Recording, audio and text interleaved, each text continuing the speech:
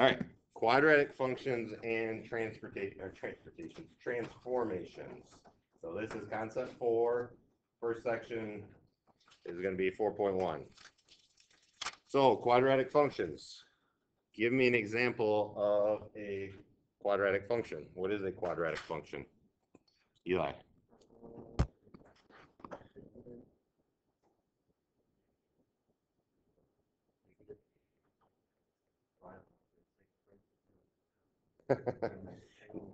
No, I appreciate you. So think of exponents. So what's true of a quadratic formula or quadratic function in terms of the exponent? What's the exponent, the highest exponent that's going to be? 2. There you go. Okay. A quadratic function, for example, a very basic one would be like y equals x squared. If you have something that is squared and the squaring is your highest exponent, that is a quadratic function. Okay. Standard form, and I think this is what Eli was trying to get at. Standard form is y equals ax squared plus bx plus c. This is standard form of a quadratic where a, b, and c are numbers. All right, so we could have 5x squared plus 2x, and we could even have like minus 7 as our c value. Okay, so standard form of a quadratic is ax squared plus bx plus c. What is the shape of any quadratic function? Jake. I don't really know how to Give me, do it again. Close, you got half of it. No, Noah, what do you say? Like a U shape. Mathematically, what's that called? Parabola. Good. Okay. So the shape is a parabola. And so it creates that U shape. So that's why I was saying, Jake, you were saying half of it. You're thinking an exponential function is what you're thinking of. Okay. Like with an exponent. Okay. Like if I had 5 to the x, that would look like that. So don't confuse exponential versus quadratic. Okay, so all quadratic functions have some sort of a parabolic shape, but we know now it can open up. Like this is a U shape opening up. We can open down. We can change the width of the parabola. Okay, so there's all kinds of stuff that can happen with the parabola, but it's always going to have this same shape. The end behavior, what's happening on the ends, is either both going up or both going down. All right, vertex of a quadratic. So we have this U shape going on. Okay, and I'm actually, we could have something maybe over there where our U shape now is up into that first quadrant. Where is the vertex, or what is the vertex of a quadratic? Landon, what do you think? Somewhere on that U shape, there's a vertex. Where do you think it occurs? Okay, in the middle. And so for this case, it would be here at this lowest point. If I had a parabola that was opening down, then it would be the highest point. But yeah, that does create the middle of it. So good. Okay, so the vertex is either going to be the highest or lowest point. And this is specific. It is going to be a coordinate point. Abby. Yep, but that's not a quadratic. Okay, so we're not going to get into the sideways shaped ones. But yes, they can go sideways to a C shape. We're only going to focus on if they open up or down. Okay, so a vertex is that highest or lowest point. And again, it's a point. It's some coordinate point that we're working with. All right. And it will occur in the middle. Okay. So that's a good aspect of it as well. Be able to say that it will happen in the middle of that U shape. Landon.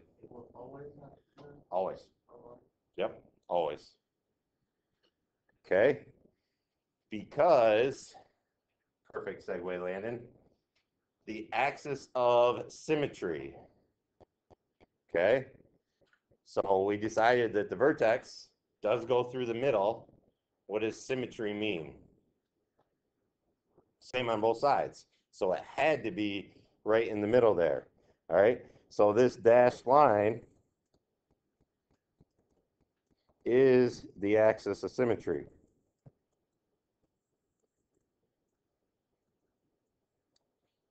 All right, it splits it right in half.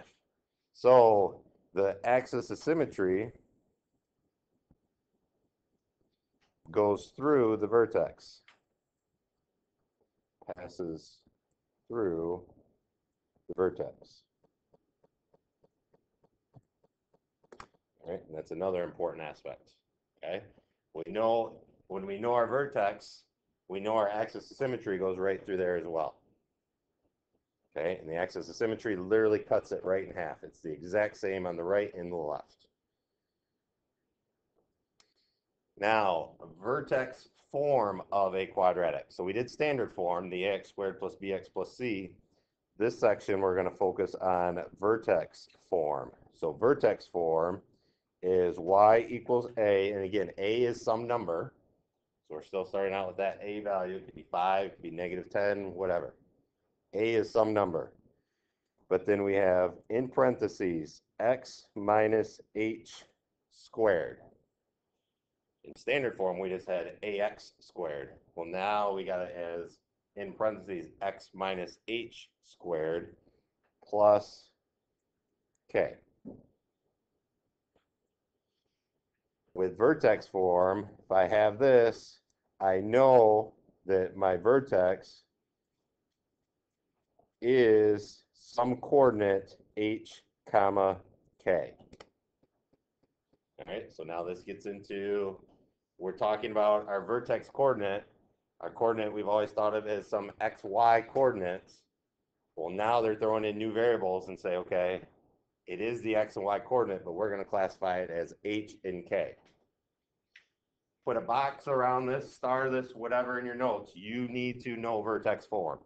I will ask you and say, put this in vertex form.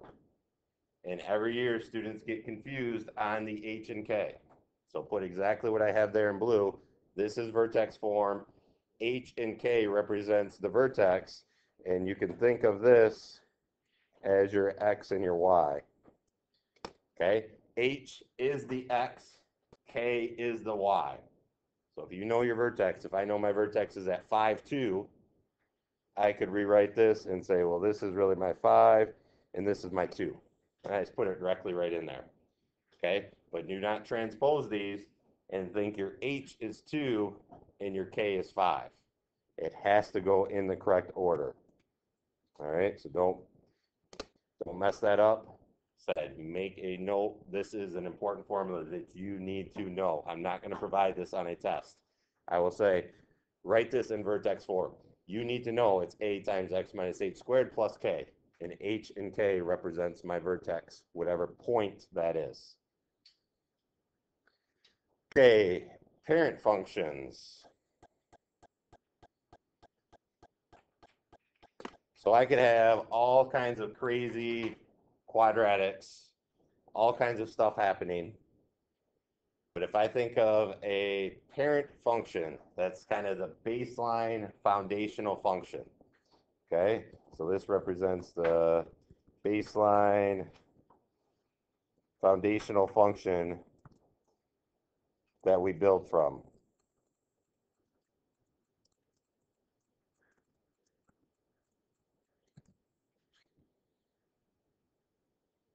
All right, for any quadratic, we build from the parent function just y equals x squared. Okay, that's the very simplest form of a quadratic.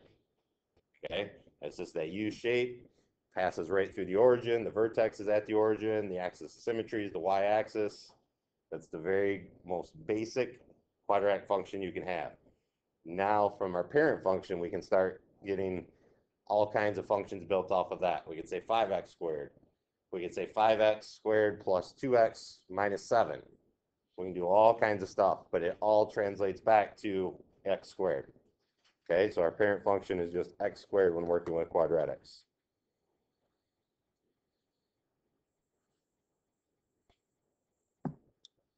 Oh, it's supposed to come in later, but that's all right. Let's actually graph a quadratic. If I had 1/2 times x minus 0 squared plus 0. So this is obviously in vertex form. What is the vertex in that blue function, Eli? The origin, which is 0, 0. And we can see that from right here. My h and k is 0, 0. So I know my vertex is going to be right here at 0, 0. Well, you would never really see one written in this blue form. They wouldn't write it as half x minus 0 squared plus 0, because x minus 0 is just x. So you're going to see it just in this form, 1/2 x squared. Okay? But I put this up in blue so we could recognize, okay, yep, in vertex form, I can recognize my vertex is 0, 0 from that form. But you would more often see it as just 1/2 x squared. But then you can tell, okay, in that form, the origin is the vertex every single time. Okay? How can I graph 1/2 x squared? I have 1 point. How do I find more points? Landon, what do you say? Nope, because it's not slope. There's no slope to a parabola. It's a curve. Slope only works with linear. Slope only works with a line. Eli, how would you do it? Nope, that's what Landon was saying. It's not slope. Okay, so you want to find more points. Okay, so make this a quick T-chart. Whenever you're asked to graph anything, you can graph any function by plugging in your own points. So let's make just a quick T-chart. X and Y. Oops. Well, I know 0, 0 is going to be a point. I already have that one. What about if I substitute or I evaluate my function at 1? When x is 1, what do I get? 1/2. I plug in 1, 1/2 times 1 squared is still just going to be 1/2. Well, now I have a point. So I can go over here with 1, and I'll go up 1/2. What about -1?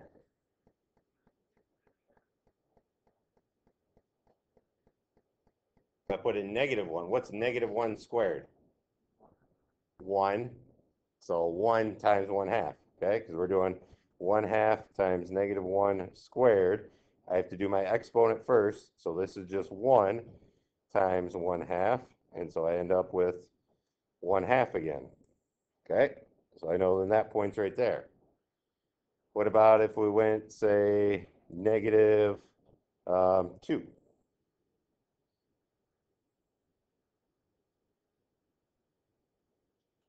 Abby, what if I put in -2? What do I get for an output? So it's going to be -2 squared, which is what? 4 times 1/2. 2. Positive 2. So now I'm at -2, +2. All right, what if I put a +2 as my x input? Jack, what do I get if I put +2 as my x input?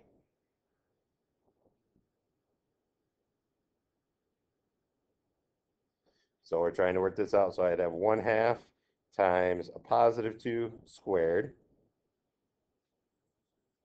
It would be 2 again, because this is 1/2 times 4, which would be 2. So now at 2, I have 2. Whenever you are graphing parabolas, I want to see a minimum of 5 points.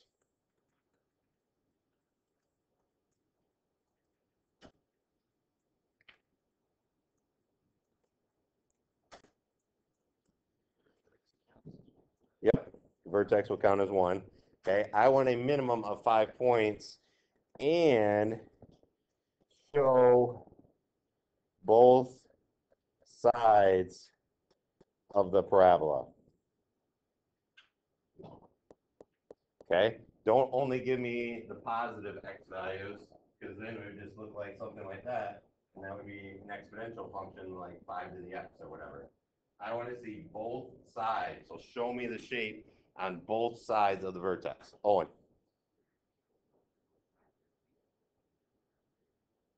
Okay, good question. Reflect it over. Absolutely, because you know that your vertex is your axis of symmetry as well. And you can see, well, when I put in -2, I got a +2. When I put in +2, I got a +2. All right. I like seeing these T-charts. Okay. So you show me a T-chart, you're going to earn a lot of points just from doing that. Okay. Because then I can identify which ones you don't have. So still, I would like to see you fill out a T-chart, Owen. Okay.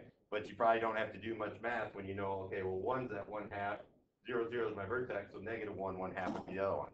So you really can do half of your T-chart actually doing it with math, and then just kind of fill in your other points. Okay.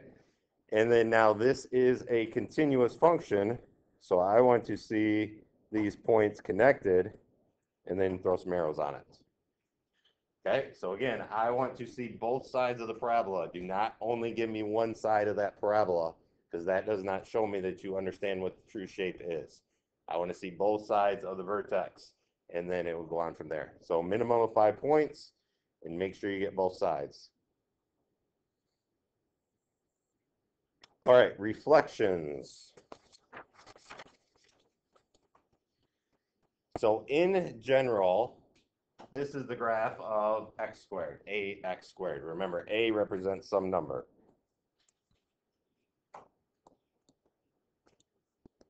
Okay, it could be 5x squared, it could be 10x squared. Okay, ax squared is going to parabola opens up.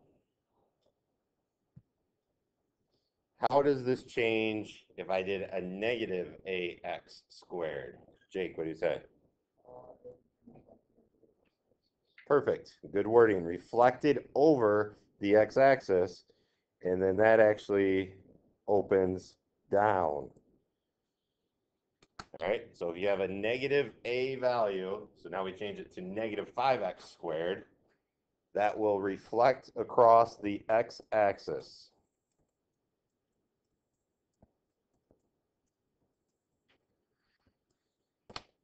All right, so that negative just reflects it across the x-axis, and now this one opens down. I think I should have right there.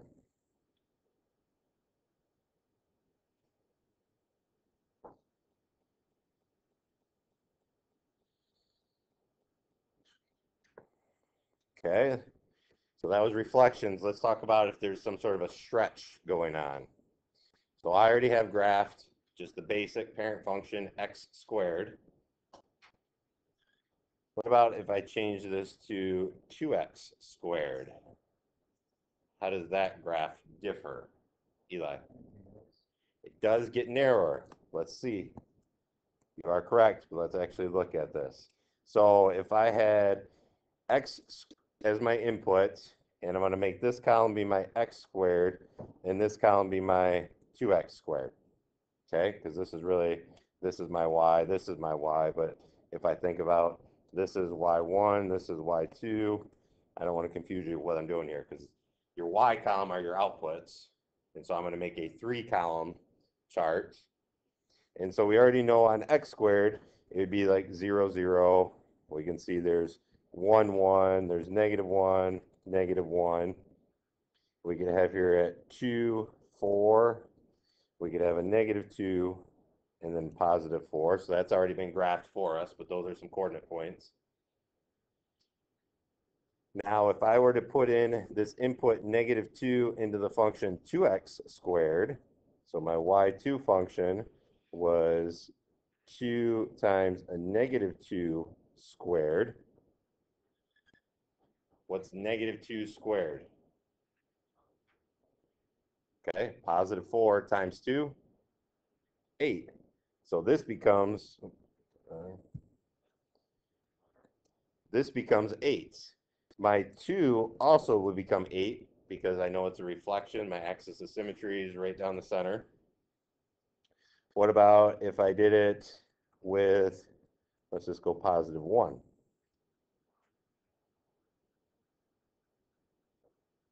Two times 1 squared. 1 squared is just 1, so 2 times 1 is 2. So that's still 2. If I put in 0, I get 0. All right, so now if I were to graph this other function, change up my color, we'll go to blue. I know I'm going to be here at the origin, 0, 0. When I'm at 1, I actually go up to 2. When I'm at negative 1, I go up to 2. When I'm at 2, I'm all the way up here at 8. At negative 2, I'm up here at 8. And so this actually created a narrower graph.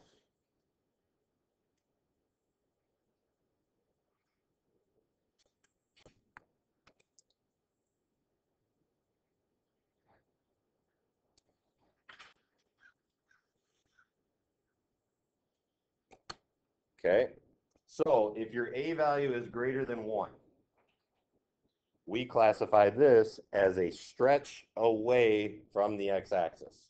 So when I said stretch, and this is the terminology that they use in a math classroom in the math textbook, stretching away from the x-axis. Think about if you were to take your red line and actually pull it up, that's what's making it a little bit skinnier.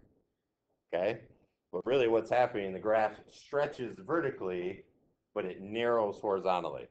All right, I always, in my mind, it makes more sense to me to think of it horizontally than vertically. Okay, but again, the graph stretches vertically and it will narrow horizontally. All right, another way I think about this is, well, instead of just being x squared, I have 2 times x squared. So it's increasing, it's basically going up twice as fast.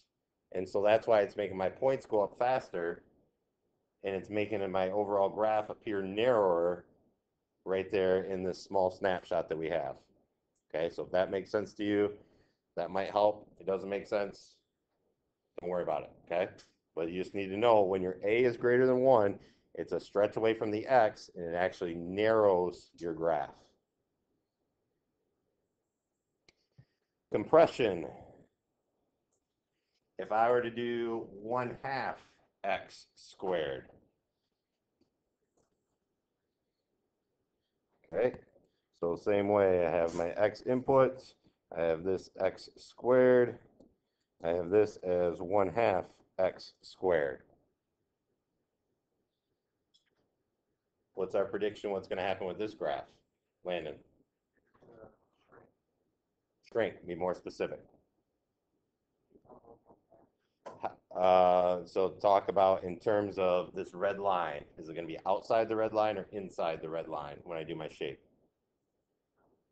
Outside, okay? So this one, when I do it, so I know I'm still going to have my 0, 0. If I did this now as an input of 1, it's only going to return 1/2. If I do it negative 1, it's only going to return 1/2. I do it at 2, which we did, I only get 2. If I do it negative 2, I still get 2. And so I have 1, but I'm only up 1/2. I go to 2, and I'm up here at 2. And this will reflect across. So now this one looks like that. All right. So now we're going to narrow our domain and say if it's between 0 and 1. So we have some sort of fractional or decimal value between 0 and 1. So I was at a quarter, I was at a half, I was at a 1/3, even 2/3. This is a compression towards the x-axis, and it's compressed vertically, but it actually widens horizontally. So these are counterintuitive. Your fraction actually makes it wider. Your number bigger than 1 makes it narrower. All right, and this is an easy one to get mixed up, and students do get mixed up on this one quite often. So try not to get mixed up on it. Make a special note in your notes that something between 0 and 1, it actually makes it wider. Greater than 1, it makes it narrower. How come I restricted it to 0? What if I did negative 1/4? What would a negative 1/4 look like? Okay. So Jake says opposite, he says over. You're on the right track. If I were to graph a negative 1/2, let's go in red. If I were to graph negative 1/2 x squared, what's that negative doing again? I don't like flipping, I like reflecting over the x-axis, okay? And then it's going to take this same shape as this blue line here, and it's going to be a little bit wider than if I had just done y equals negative x squared. Would have still been upside down, but it would have been a little bit narrower. Okay, so that's why we're restricting it to 0 to 1, because if there's a negative value, all that does is reflect over the x-axis. So we don't even have to worry too much about that. It's just a reflection piece. All right, translations. A couple more slides.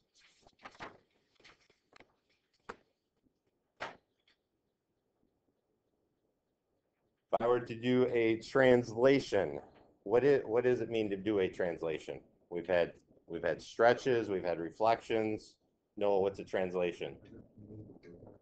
Move the vertex. So it maintains the shape. It's just now moving it up into the first quadrant or the second quadrant or whatever. It's maintained the same shape. You could think of it as if you lifted it off of the paper and then just put it down somewhere else. Cut and paste, whatever. Okay, it's going to be the exact same. It's just moved. But we can also have a flip going on too. So we can take that shape, move it, and then invert it as well. So there's different things we can do with translations. So x squared minus 5. If I were to think of this in vertex form, this would be some a value. In this case, my a is just 1. So this would be 1 times now x minus 0 squared is the same thing as just x squared. But then I have this minus 5 going on. So if I wrote it in this form, what is the vertex?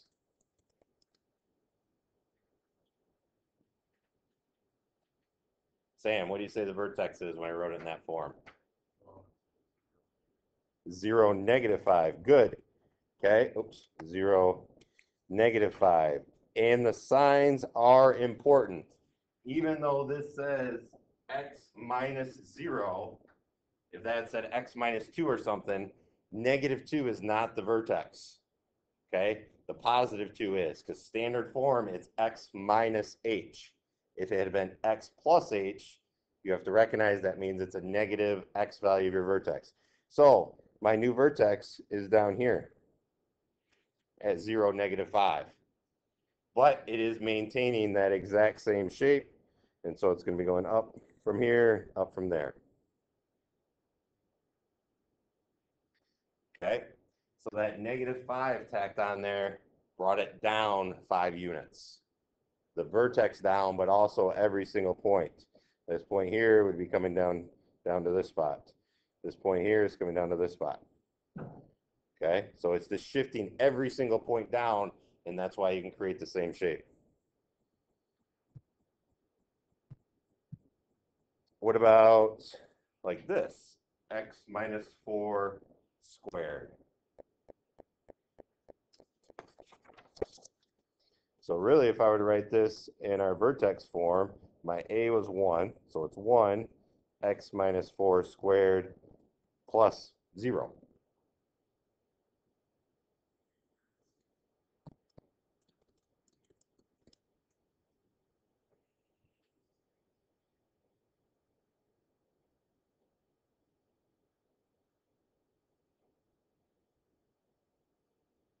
Isabella, what's the vertex of this one? Not negative 4. Just 4, 0, and that's, I'm not picking on you, that's the easy mistake to make, because remember, vertex form was x minus h squared plus k. So in vertex form, it is minus h. So minus is the standard, okay? So really all I'm looking at is the 4. And so the vertex is 4, comma 0. So 4, comma 0 is way over here on the x-axis, but then it's maintaining this same shape. So every single point, this was shifted over 4 units. This was shifted over 4 units. So every single point is shifted to the right 4 units.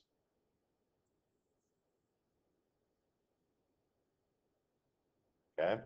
And to get exact coordinates, I'm just kind of sketching this, but to get exact coordinates, you could make your T-chart, and you know this every one is going to be shifted over to the right. Okay?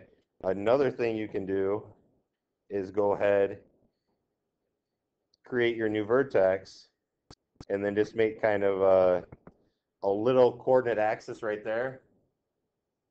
So on your new vertex, do this dashed little coordinate axis, and then draw in your points from there. Well, I know then I'm going to be on my function just y equals x squared, because that's the parent function. I've already taken care of my translation. It's -4.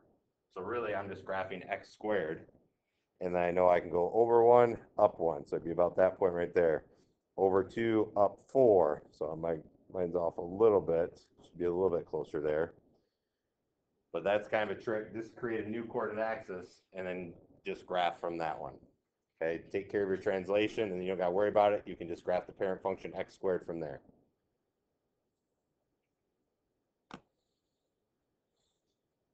Okay. All right. Interpreting vertex form. So we have this big one in vertex form, 3 times x minus 4 squared minus 2.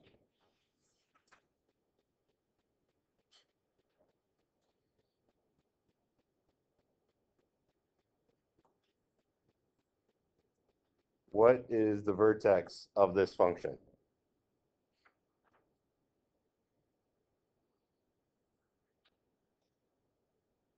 Elena.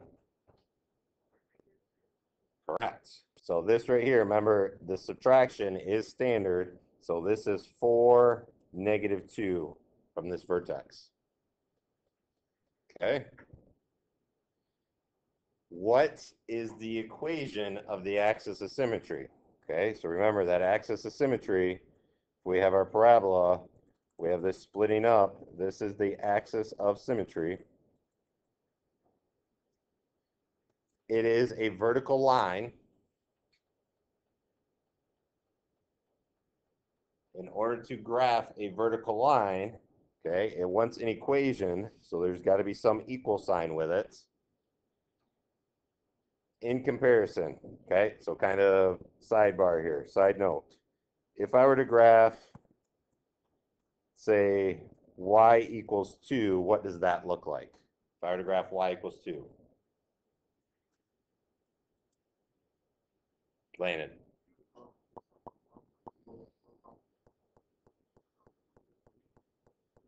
It'd be a horizontal line through 2. Okay, that's y equals 2. Every single y value is 2. Doesn't matter what my x values are, so it's going to create a horizontal line. Well, now I'm doing a vertical line. How is that going to start out? Like, bx equals, correct. So the equation of the axis of symmetry is always x equals something. Okay, so in this case, if this one was here at 4, we would say x equals 4, which we know this one is at 4 because, well, really it should be down here at -2. Should look like that. Okay, so the equation of the axis of symmetry is x equals 4. So when you see equation, don't think it's something you have to solve. Equation means it wants something with an equal sign in it. What is the minimum? What's the smallest value as a coordinates? What's the smallest value I'm going to have? Or where is that smallest value going to occur? Blake. Okay, so because this one opens up, the minimum is at the vertex. And we know our vertex is here at 4, -2.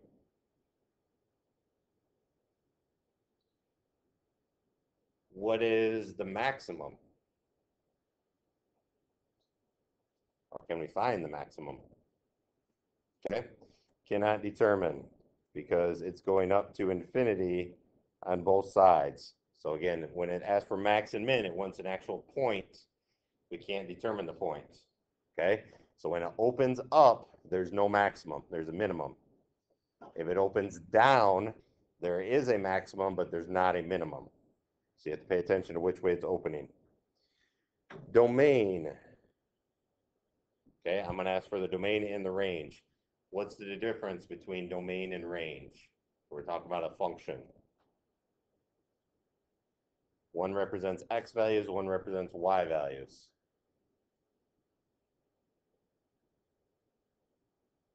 What do we think? What's domain? You got a 50-50 shot. Noah, what do you say? Correct. So domain are possible x values. Okay. So for this function, we have this parabola that's opening up. Can I put in 10 as an x value? Yeah, I could put in 10 and I would get an output. Could I put in 100? Could I put in 1,000,000? Can I put in negative 1,000,000? Yeah. So this one is all real numbers. So that's that shorthand mathematical notation to represent all real numbers is that R with two vertical bars. So I can put any x value I want in. I can put square root of 10. I can put pi. I can put negative pi. I can put any number I want in there. But now range is possible y values.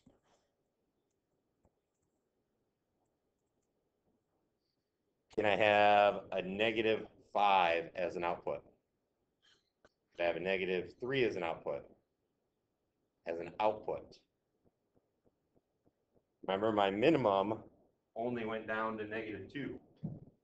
Okay, my vertex, the smallest I went down to was negative 2. Okay, but negative 2 did exist.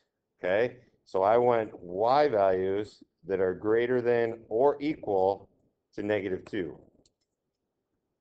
Okay, so I could have negative 2, I could have negative 2.5, or I'm sorry, not negative 2.5, negative 1.5. I could have 0, I could have 100, but I will not get a value that is smaller than negative 2. Okay, let's go one more slide and we'll take a break. This is the last one.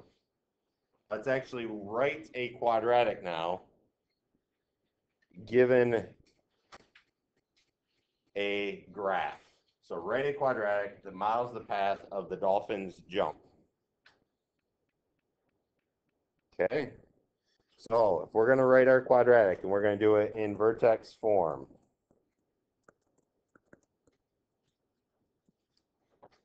Okay, first thing we need to know, well, what is the vertex?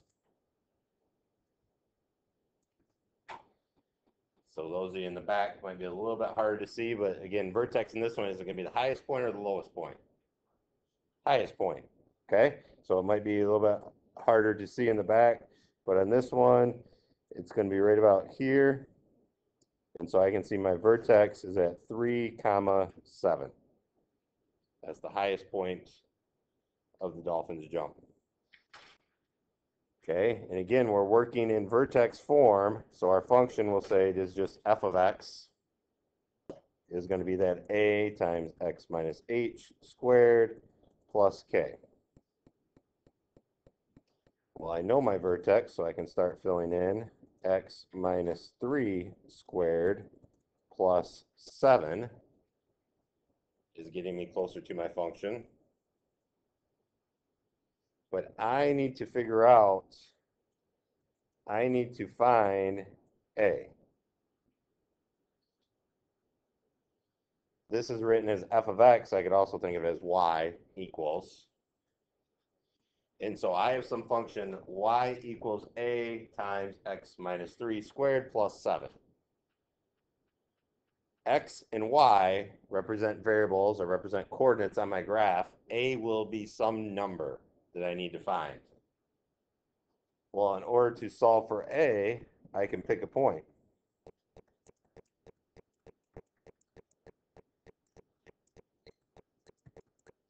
So we can pick a point on the curve. All right, so say we picked, this is a nice one right here, 9, 4. Okay, whatever my function ends up being, it has to satisfy going through this point 9, 4, because I'm creating a function to represent that line. So I'm going to choose 9, 4, and my 4 represents the y. I don't know my a. X is the 9 minus 3 squared plus 7. So now I have an equation that equals 4, and I have a as my unknown. Okay, so I can solve this. 9 minus 3 is 6. 6 squared is 36, so this becomes 36a plus 7. All right, so if I subtract 7, I end up with negative 3 equals 36a. Divide by 36, divide by 36, I end up with an a value equaling negative 1/12.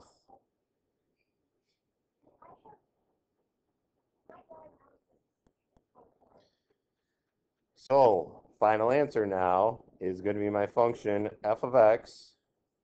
My a I found is negative 1/12, x minus 3 squared plus 7.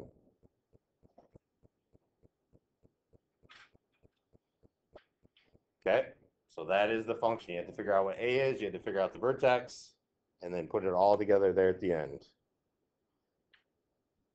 Okay, so 4.1 assignments. 199, 7 through 9, all these are up here. Be sure to read the directions on 23 through 37. You do not need to graph those. They just want you to, they're just going to ask you some information about them. The other ones you will need to graph, so make sure you're doing that on graph paper. I want accurate graphs, not just a sketch. Okay, so an accurate graph meaning make a t-chart, give me some x values, give me some y values.